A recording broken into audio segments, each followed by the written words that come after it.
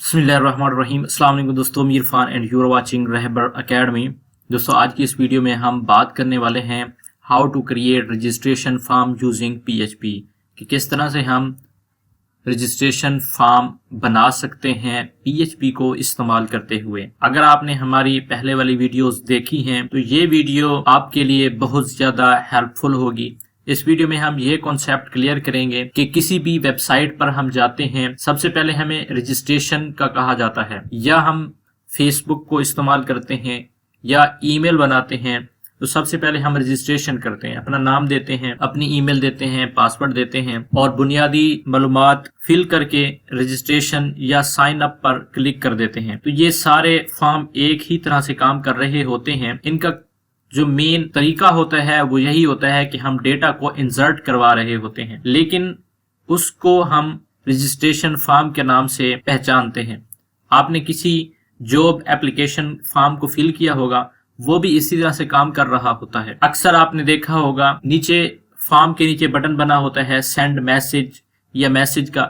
जितने भी फॉर्म होते हैं सारे एक ही तरह से काम कर रहे होते हैं।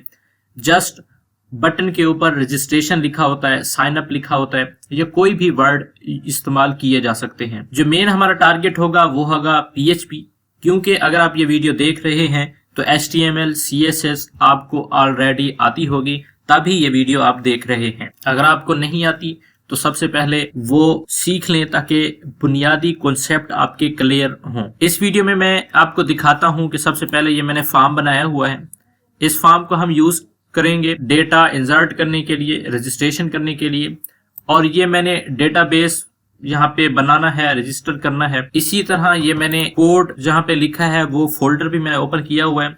ये बेसिक कोड है, इसको मुझे समझाने की जरूरत नहीं है। वाज़े रहे आपके पास वेब सर्वर ऑलरेडी इंस्टॉल होना चाहिए, रन होना चाहिए, जो कि मैं उम्मीद करता हूं यहां तक आपका कॉन्सेप्ट क्लियर होगा। तो चलिए बिना टाइम जाए किए वीडियो को स्टार्ट करते हैं। वीडियो स्टार्ट करने से पहले अगर आपने अभी तक हमारा चैनल सब्सक्राइब नहीं किया, सब्सक्राइब कर लें और साथ लगे बेल आइकन को भी प्रेस कर दें। हमारा जो तरीकाकार होगा वो ये होगा कि सबसे पहले हम डेटाबेस बनाएंगे, उसके बाद हम एक कनेक्शन फाइल बनाएंगे, कॉन्फ़िगरेशन फाइल बनाएंगे, उसी को हम डेटाबेस के साथ कॉन्फ़िगर करेंगे। उसके बाद हमारा रजिस्ट्रेशन फॉर्म डेटाबेस के साथ कनेक्ट हो जाएगा, कॉन्फ़िगर हो जाएगा। फॉर्म को हम एक्टिवेट करेंगे पीएचपी का कोड लिखकर। उसके बाद हम जैसे ही फॉर्म फिल करेंगे, रजिस्ट्रेशन बटन पे क्लिक करेंगे तो हमारा डेटा डेटाबेस में स्टोर हो जाएगा। मेन क्यूरी हम इंसर्ट की ही इस्तेमाल करेंगे। ये वीडियो बनाने का मकसद जस्ट कॉन्सेप्ट क्लियर करवाना है। अदरवाइज अगर आपका माइंड क्लियर है, कॉन्सेप्ट क्लियर है, कोडिंग आपको आती है, जो पहले वीडियोस में बना चुका हूं वो आपने देख ली है,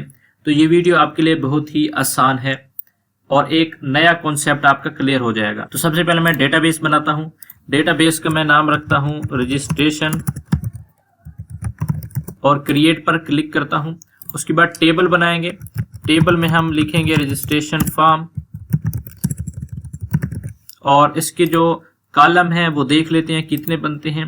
1 2 3 4 5 6 कॉलम है, तो हम यहाँ पे 7 बनाएंगे। एक कॉलम हमारा होगा आईडी का, जो ऑटो जनरेट होगी। क्रिएट पर क्लिक करता हूं और यहाँ पे मैं सबसे पहले आईडी लिखता हूं, और यहाँ पे हमारा होगा फुल नेम, और यहाँ पे होगी ईमेल, और यहाँ पे होगी मोबाइल, नीचे होगी डेट ऑफ बर्थ, उसके बाद होगा जेंडर, और लास्ट में है सिटी। आईडी को हम इंटीजर लिखेंगे, नेम को हम वैर करेंगे, ईमेल को भी वैर करेंगे, मोबाइल नंबर को इंटीजर रखेंगे, डेट ऑफ बर्थ को हम डेट लिखेंगे, और जेंडर को हम करेंगे वैर, और सिटी को भी हम करेंगे वैर। उसके बाद आईडी को हम कर देंगे ऑटो इंक्रीमेंट। यहाँ पे क्लिक करूंगा और यहाँ पे ये ऑलरेडी प्राइमरी सिलेक्ट हो जाएगा। अगर नहीं होगा तो फिर आप यहाँ से प्राइमरी सिलेक्ट कर सकते हैं। इसका मतलब ये होगा कि जो आईडी होगी वो यूनिक रहेगी और ऑटो इंक्रीमेंट होती रहेगी। सेव पर क्लिक करता हूँ और ये देखें लेंथ मांग रहा है, लेंथ मैंने नहीं दी। यहाँ पे मैं दे दूंगा 50, उसके नीचे भी दूंगा 50। मोबाइल नंबर को मैं छोड़ देता हूँ, यहाँ भी दूंगा 50। सॉरी, डेट ऑफ बर्थ देने की जरूरत नहीं होती, 50 दूंगा, और इसको भी कर दूंगा 50। मतलब 50 कैरेक्टर हम इस्तेमाल कर सकते हैं। उसके बाद सेव पे क्लिक करता हूँ। ये हमारा टेबल भी बन चुका है। अब हम फॉर्म को डेटाबेस के साथ कॉन्फ़िगर करेंगे, कनेक्शन बनाएंगे। मैं अपने कोड में आता हूं और यहाँ पे एक नई फाइल बनाता हूं और फाइल को कोई भी आप नाम दे सकते हैं। मैं इसको नाम दूंगा कनेक्शन का .php और यहाँ पे मैं बेसिक PHP का कोड लिखूंगा और यहाँ पे एक वेरिएबल लेंगे हम सर्वर का और यहाँ पे हम लिखेंगे लोकल होस्ट। उसके बाद हम एक और वेरिएबल लेंगे यूज़र का और यहाँ पे लिखेंगे रूट। उसके बाद हम एक और वेरिएबल लेंगे पासवर्ड का और यहाँ पे खाली छोड़ दूंगा क्योंकि मैंने पासवर्ड कोई ऐड नहीं किया हुआ, क्योंकि मैं लोकल इस्तेमाल कर रहा हूँ। अगर आप इसको लाइव करेंगे तो वहाँ पे आपको पासवर्ड देना लाजमी होगा। उसके बाद लिखेंगे DB नेम और DB नेम जो होगा वो हमारा होगा रजिस्ट्रेशन। अब इसकी हम एक क्यूरी लिखेंगे, एक फंक्शन को इस्तेमाल करेंगे MySQL_connect और यहाँ पे सबसे पहले हम सर्वर लिखेंगे वेरिएबल, उसके बाद होगा यूज़र, उसके बाद होगा पासवर्ड, उसके बाद होगा DB नेम। यहाँ तक हमारी क्यूरी जो है, हमारा कनेक्शन जो है वो बन गया। अब इसको चेक करेंगे कि हमारा कनेक्शन सही बना है या नहीं बना। तो उसके लिए यहाँ पे एक मैं वेरिएबल में ये क्यूरी को ऐड कर लूँगा, इसी फंक्शन को ऐड कर लूँगा। एक वेरिएबल मैं बनाता हूँ कनेक्शन का। अब आप कोई नाम भी दे सकते हैं, मैंने CONN कौन दिया है। अब इसको मैं चेक करूँगा कि ये हमारा सही तरह से रन हो रहा है या नहीं और यहाँ पे एक मैं मैसेज दे दूँगा कनेक्शन ओके। और अब यहाँ पे हम एल्स पार्ट में जाएंगे और यहाँ पे भी मैं लिखूंगा अगर ये हमारा कनेक्शन फेल्ड हो गया तो यहाँ पे मैसेज हमें मिलेगा कनेक्शन फेल्ड। Ctrl+S करूंगा और जाके मैं चेक करूंगा कि हमारा कनेक्शन बना है या नहीं बना।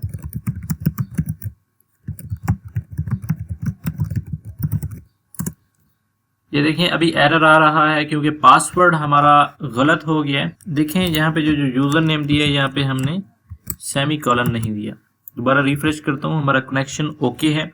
इसी फाइल को मैं इस इंडेक्स वाले पेज पे इंक्लूड कराऊंगा। इंडेक्स वाला पेज खोलूंगा और सबसे ऊपर मैं यहाँ पे लिखूंगा PHP का कोड और यहाँ पे दूंगा इंक्लूड और यहाँ पे होगा connection.php। Ctrl+S करके रिफ्रेश करता हूँ फॉर्म को और अगर यहाँ पे देखें कनेक्शन जो है वो हमारा ओके है। अब ये डिस्प्ले नहीं होना चाहिए तो यहाँ पे आऊँगा और इसको यहाँ से ख़त्म कर दूंगा। अगर कनेक्शन हमारा ओके होगा तो कुछ नहीं होगा, अगर कनेक्शन हमारा फेल्ड होगा तो फिर हमें एक मैसेज मिलेगा। दोबारा मैं इंडेक्स वाली फाइल पे आता हूँ और सबसे पहले इसको रिफ्रेश करते हैं। अब जो भी ये हमारा फॉर्म है इसमें हम एक नाम इस्तेमाल करते होते थे, एट्रीब्यूट यूज़ करते थे और ये देखें ये हमारा फॉर्म है। यहाँ पे हम दो एट्रीब्यूट इस्तेमाल करते थे। एक होता है एक्शन का कि हम फॉर्म का डेटा कहाँ पे डिस्प्ले करवाना चाहते हैं, कहाँ पे लेके जाना चाहते हैं। उसके बाद होता है हमारा मेथड कि हम मेथड कौन सा इस्तेमाल करते हैं। पोस्ट और गेट के बारे में मैं आपको ऑलरेडी बता चुका हूँ। उसके बाद देखें यहाँ पे एक एट्रीब्यूट इस्तेमाल हुआ है इनपुट में नेम का। उसके बाद ईमेल के लिए एक ईमेल का एट्रीब्यूट इस्तेमाल हुआ है। इसी तरह टी नंबर का इस्तेमाल हुआ है टेलीफोन के लिए। DOB इस्तेमाल हुआ है डेट ऑफ बर्थ के लिए। उसके बाद जेंडर इस्तेमाल हुआ है। उसके बाद हुआ है सिटी। तो ये नेम के एट्रीब्यूट ऑलरेडी यूज हो रहे हैं। अब हमने इन एट्रीब्यूट को इस्तेमाल करते हुए डेटा हासिल करेंगे PHP की मदद से।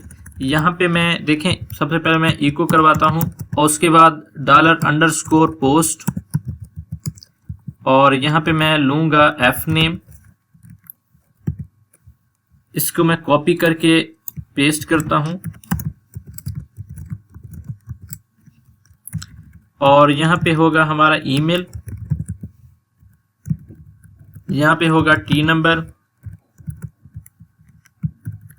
यहाँ पे होगा DOB, यहाँ पे होगा जेंडर और यहाँ पे होगा सिटी। Ctrl+S करके दोबारा रिफ्रेश करते हैं। ये देखें वार्निंग्स शो हो रही हैं। अब ये जो वार्निंग है ये बेसिकली कहना चाहता है कि आपने ये जो वेरिएबल डिक्लेयर किए हैं, सॉरी यहाँ पे जो आपने पोस्ट का फंक्शन इस्तेमाल किया हुआ है, वेरिएबल इस्तेमाल किया है, ये काम तो कर रहा है लेकिन इसको कोई वैल्यू नहीं मिल रही। अब ये जो वार्निंग है उसको ख़त्म करने के लिए यहाँ पे मैं लिखूंगा एरर रिपोर्टिंग। ये चीज़ें आपको मैं बता चुका हूँ और यहाँ पे हम 0 लिखेंगे ताकि किसी किस्म का कोई वार्निंग एरर डिस्प्ले ना हो। रिफ्रेश किया, वो गायब हो गया। अब हमने काम ये करना है कि सबसे पहले यहाँ पे हम नेम फिल करेंगे। यहाँ पे लिखता हूँ इरफान और यहाँ पे लिखता हूँ info रहबरacademy.com और यहाँ पे मैं मोबाइल नंबर देता हूँ। उसके बाद यहाँ पे मैं कोई डेट ऑफ बर्थ ऐड कर देता हूँ और उसके बाद यहाँ पे जेंडर मेल होगा और सिटी हमारी होगी इस्लामाबाद। मैं रजिस्टर पे क्लिक करूँगा तो ये देखें डेटा हमारे यहाँ पे डिस्प्ले हो गया। इसका मतलब यहाँ तक हमारा जो कॉन्सेप्ट है, हमारा कोड है, वो क्लियर है। अब इसी डेटे को हम इंसर्ट करवाएंगे डेटाबेस में। उसके लिए जो सिंपल तरीका ये है कि आप ये टेबल को ओपन कर लें जिस टेबल में आप डेटा इंसर्ट करवाना चाहते हैं। उसके बाद SQL पे क्लिक करें और यहाँ पे इंसर्ट पे क्लिक करें। इसी सारे कोड को यहाँ से कॉपी कर लें और ये जो क्यूरी है आप खुद भी लिख सकते हैं अगर आपको याद है। मुझे याद है, जस्ट मैं आपका कॉन्सेप्ट क्लियर करवाना चाहता हूँ ताकि जल्दी जल्दी से हम इस काम को सरअंजाम दे सकें। इससे ये भी होता है कि कोई एरर नहीं आता। कुछ चीज़ें हम बाज़ औक़ात लिखना भूल जाते हैं। यहाँ पे मैं एक वेरिएबल लेता हूँ क्यूरी और इसके अंदर डबल कोट्स लूँगा और डबल कोट्स के अंदर मैं इसको पेस्ट कर दूँगा।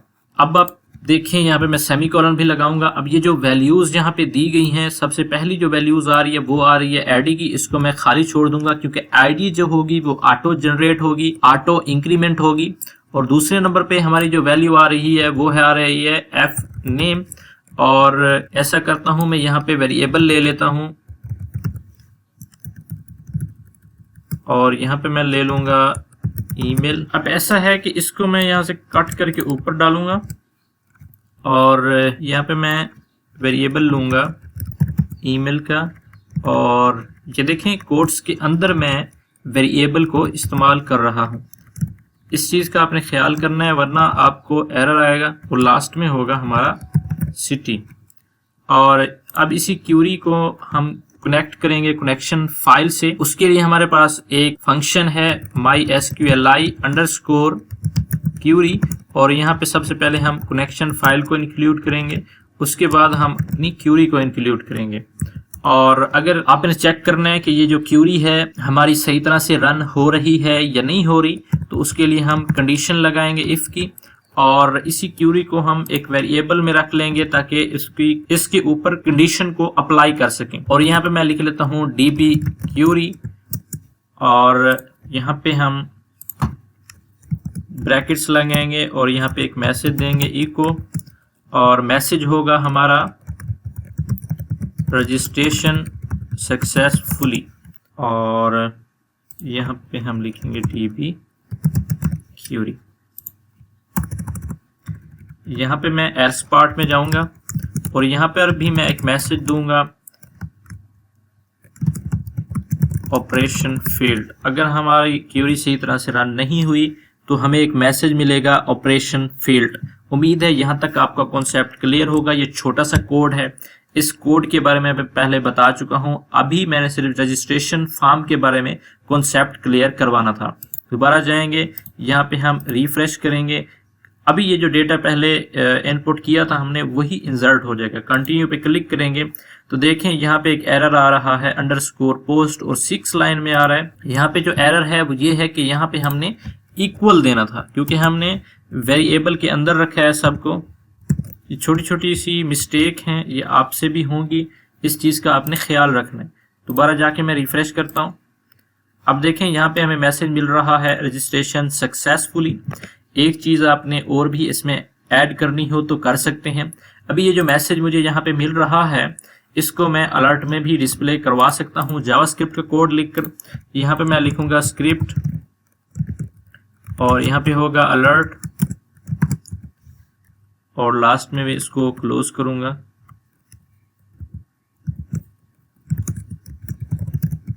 कंट्रोल S करके रिफ्रेश करूँगा। देखिए अभी हमें मैसेज मिला है रजिस्ट्रेशन सक्सेसफुली। ओके करूँगा। अब इसको अपने हिसाब से डिज़ाइन कर सकते हैं। एक चीज़ मैं आपको और दिखाता हूँ कि जब हम रजिस्ट्रेशन पे क्लिक करेंगे तो ये हमें एक नए पेज पे रीडायरेक्ट करवा देगा।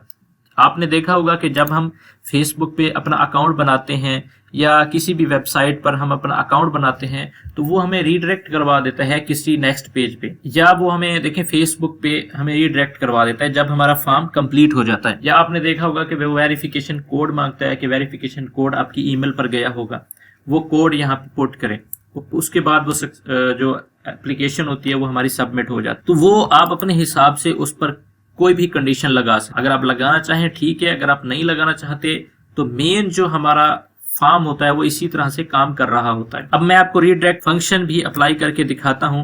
तो यहां से मैं ये सारा कोड डिलीट करूंगा और यहाँ पे एक हेडर फंक्शन होता है, यहाँ पे मैं लिखूंगा लोकेशन, उससे पहले मैं डबल कोट्स दूंगा,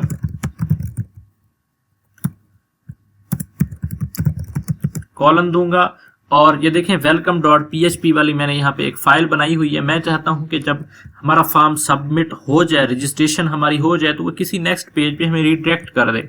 तो यहाँ पे मैं उस फाइल का पाथ दूंगा, Ctrl+S करते हैं। अब दोबारा जाके मैं इस फॉर्म को रिफ्रेश करूंगा तो ये हमें welcome.php पर ले आया। अब यहाँ पे लिखा हुआ है नो रजिस्ट्रेशन डेटा फाउंड, ये वैसे मैंने आरजी मैसेज ऐड कर दिया है। आप अपने हिसाब से इसको डिजाइन भी कर सकते हैं और डेटा डिस्प्ले भी करवा सकते हैं। डेटा डिस्प्ले कैसे होता है इस पर मैं ऑलरेडी वीडियो बना चुका हूं। किसी किस्म का सवाल है आप कमेंट्स कर दें, लेकिन उससे पहले वीडियो को लाइक जरूर कर दें ताकि मेरी हौसला अफजाई हो सके और मैं मजीद वीडियो बना सकूं। मुझे दीजिए इजाजत। अस्सलाम वालेकुम।